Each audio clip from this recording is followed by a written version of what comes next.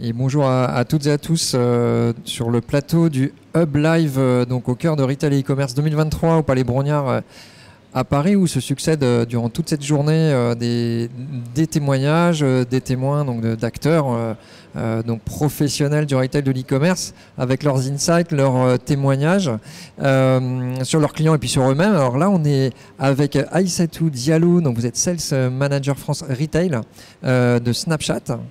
Tout à fait. Bonjour. Bonjour. Et bienvenue. Donc, je vous propose d'attaquer directement par cette question sur les nouveaux besoins et les tendances que vous avez identifiées, identifiées par les retailers, plus exactement, donc cette dernière année, donc, selon vous. Alors tout d'abord, il est utile de rappeler que chez Snapchat, on a 27 millions de personnes qui se connectent tous les mois. Ça nous permet justement d'avoir un beau panel de consommateurs et ça nous permet surtout de comprendre quelles sont les attentes de ces personnes vis-à-vis de leur achat. Et du coup, avec toutes ces personnes, ce qu'on a identifié, c'est trois tendances majeures sur 2022 et 2023. La première, c'est un ralentissement côté e-commerce. On a connu auparavant, à cause de la crise sanitaire, grâce à la crise sanitaire, une hyper-croissance sur le e-commerce. Et du coup, on est revenu à des niveaux plutôt normaux. Et l'enjeu aujourd'hui pour les retailers, c'est justement de redonner envie d'acheter en ligne. La deuxième tendance qu'on a identifiée, c'est plutôt autour de l'arrêt des prospectus. On entend souvent parler du terme de la digitalisation du catalogue et ça c'est un élément qui est hyper important pour les enseignes parce que d'une part économiquement c'est intéressant mais aussi ça leur permet d'améliorer leur image d'un point de vue modernité, d'un point de vue RSE. Et quand on sait qu'on a quand même 75% des personnes qui vont utiliser un touchpoint digital pour s'informer, pour comparer les prix avant de se rendre en magasin, c'est quand même intéressant de pouvoir proposer des offres de façon intelligente, de façon ludique aux personnes. La troisième tendance, retail physique, j'en ai parlé juste avant. On a eu un retour à la normale, mais c'est un retour qui est plutôt relatif parce qu'on se rend compte que les consommateurs ont un petit peu changé en termes d'attente. Ils sont beaucoup plus exigeants et aujourd'hui, on va plus se déplacer en magasin juste pour faire une transaction, acheter un produit. On se déplace aussi pour une expérience et l'enjeu, c'est justement d'apporter cette expérience unique aux shoppers. Et utile. Et utile. Forcément. Alors, quelle stratégie vous comptez-vous mettre en place pour répondre à ces nouveaux besoins que vous venez de lister? Alors, je vais parler beaucoup de réalité augmentée parce que c'est bien. J'espère que ça vous plaît, j'espère que ça vous intéresse. Bon, super. Grosse tendance quand même. La réalité augmentée, en fait, Snapchat est leader sur ce secteur parce qu'on a démarré il y a très longtemps. On a démarré depuis 2015, ça nous a donné quand même pas mal d'avance. Et donc, du coup, c'est vraiment le quotidien de toute personne qui travaille chez Snapchat. Mais c'est aussi le quotidien de millions de Français. On a 19 millions de personnes en France qui se connectent tous les jours sur Snapchat. C'est colossal. Mais on a surtout les 2/3 d'entre eux qui vont utiliser la réalité augmentée de façon quotidienne. Donc c'est un volume très intéressant, très important.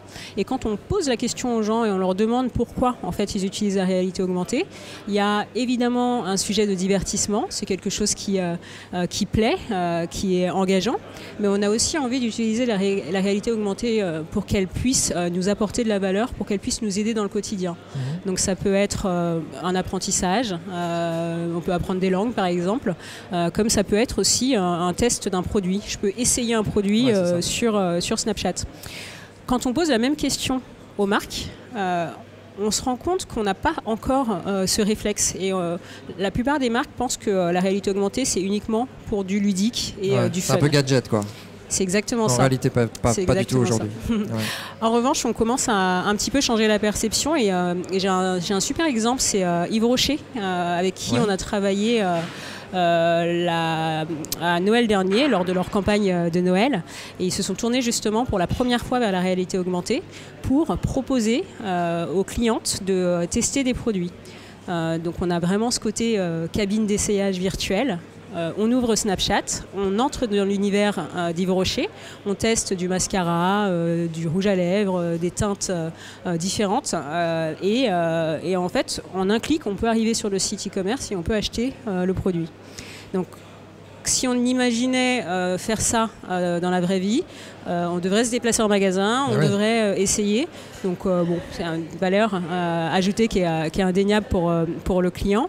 Mais pour Yves Rocher, c'est aussi intéressant parce que c'est une marque qui est quand même très engagée. Et quand on va leur proposer de la réalité augmentée plutôt que des échantillons physiques, pour le coup, c'est une façon aussi de préserver l'environnement en évitant justement cette production d'échantillons. Donc ça, c'était vraiment un super exemple. On a eu de très beaux résultats parce qu'on a non seulement touché des centaines de milliers de personnes, donc vous imaginez l'équivalent en échantillon, et surtout, on a vu que ça avait un impact positif sur l'intention d'achat. Donc encore plus important, une augmentation des ventes sur les plus de 5 ans, parce qu'on était à plus 5 points. Et ça, c'était sur des ventes en ligne. Donc ça, c'est un bon exemple des solutions proposées par Snapchat pour améliorer l'expérience client. Alors, très intéressant, très concret, merci. Alors, est-ce que, au titre de vos challenges auxquels vous avez été confrontés, est-ce que vous en avez d'autres du coup et puis comment vous y avez répondu ? J'ai parlé de la digitalisation du catalogue juste avant. On a quand même beaucoup évolué côté Snapchat parce qu'auparavant on proposait des expériences fun, donc super. On a aussi proposé des expériences où on testait un seul produit. Maintenant on va plutôt vers des catalogues produits. On peut aller jusqu'à 20 produits en une expérience qui peuvent être testés dans l'environnement d'une personne. On a encore interrogé nos Snapchatters et ceux qui utilisent la réalité augmentée nous ont dit pour 75% d'entre eux que c'était hyper intéressant pour eux d'utiliser des expériences de projection de produits. Pourquoi ? Parce qu'en fait, c'est fun, ok, super, mais c'est surtout extrêmement utile. C'est déjà pas mal. C'est déjà pas mal. C'est utile et on gagne du temps. On n'a pas besoin justement d'aller acheter l'objet en magasin, l'amener dans son salon, voir si ça match un petit peu avec l'intérieur, et on gagne vraiment beaucoup de temps. Donc ça, c'est super. Et on a une marque américaine, donc Walmart, qui a généralisé justement l'utilisation de ce format. Alors attention, il est difficile à retenir, c'est le Catalog Powered Lens. Okay. Catalog Powered Lens. Et grâce à ce format, en fait, ils ont réussi à toucher 35 millions d'Américains qui ont testé 160 millions de fois des produits dans leur intérieur. Donc c'est vraiment colossal et on a vraiment envie de le faire. Chez nous là. Ça arrive bientôt. Chez nous, en France. Ça arrive bientôt. Je vais pas teaser, mais. Ok, super. Bon, c'est la question naturelle qui est arrivée. C'est ça. Et alors comment alors vous avez déjà commencé un petit peu à y répondre, mais comment va évoluer l'expérience client sur le moyen et puis le long terme, si vous avez déjà un petit peu une vision là-dessus? Alors, sur le moyen, sur le long terme, en fait, côté Snapchat, ce qu'on prône, c'est qu'en fait, le futur, c'est maintenant. On a vraiment un grand nombre de personnes qui utilisent la réalité augmentée. La technologie est prête. Et surtout, ça va accélérer parce qu'en 2025, on attend vraiment 50% des internautes qui vont justement utiliser régulièrement la réalité augmentée. Donc ça, l'idée, c'est déjà de ne pas attendre trop longtemps pour proposer ce type d'expérience. C'est des enjeux d'acculturation, d'adoption, quoi, finalement. Exactement. Et on peut faire très simple pour le coup. Oui. Le deuxième point qui va être important, c'est que justement ce réenchantement de l'expérience en magasin. Et d'ailleurs, il y avait un exemple de Nike qu'on avait proposé où en fait on s'intégrait complètement dans le merchandising du magasin. Ces expériences, il faut qu'elles existent en ligne comme en magasin. Il faut toujours continuer à donner envie, à continuer à justement donner de la magie dans l'acte d'achat. Donc ça, c'est quelque chose qu'il faut garder en tête. Et le dernier point, le plus important, c'est toujours penser client. Vous avez parlé de gadgets juste avant. La technologie de réalité augmentée, c'est pas du tout un gadget. Il faut qu'il apporte de la valeur aux personnes qui vont l'utiliser. Et à partir du moment où on pense comme ça, en fait, on va utiliser cette technologie comme un outil de créativité au service des clients. Et c'est vraiment le message. On peut le faire dès maintenant parce que ça permet justement de répondre à différents enjeux. Très bien, voilà. Une dernière question. Quels sont sur ces prochaines années, donc les principaux points d'attention des retailers selon Snapchat, selon vous? Alors, selon nous, le point d'attention, je viens de le dire pour le coup, mais c'est surtout le penser client. C'est vraiment ce qui va être le plus central. Il est au centre. Je le répète parce que c'est vrai qu'on a certaines marques qui viennent vers nous et qui sont rester à cette époque très fun, mais vraiment on pense client, on pense valeur, on pense à ce que ça va apporter à la personne quand elle utilisera cette expérience, et surtout on le fait à très grande échelle, et c'est parce que c'est la force de Snapchat. Vous avez une force, évidemment.